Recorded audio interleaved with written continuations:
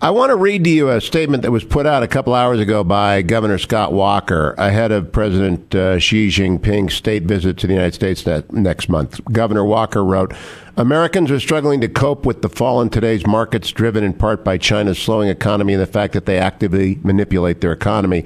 Rather than honoring Chinese President Xi Jinping with an official state visit next month, President Obama should focus on holding China accountable over its increasing attempts to undermine U.S. interests, given China's massive cyber attacks against America, its militarization of the South China Sea, continued state interference with its economy, and persistent persecution of Christians and human rights activists. President Obama needs to cancel the state visit. There's serious work to be done rather than pomp and circumstance. We need to see some backbone from President Obama on U.S.-China relations. End of statement. What do you think of that, Senator Cotton?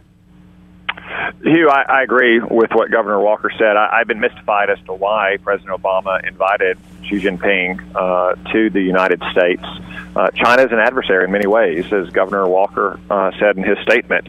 They can continue to engage in cyber attacks against the United States. They're building militarized islands out of whole cloth in the South China Sea.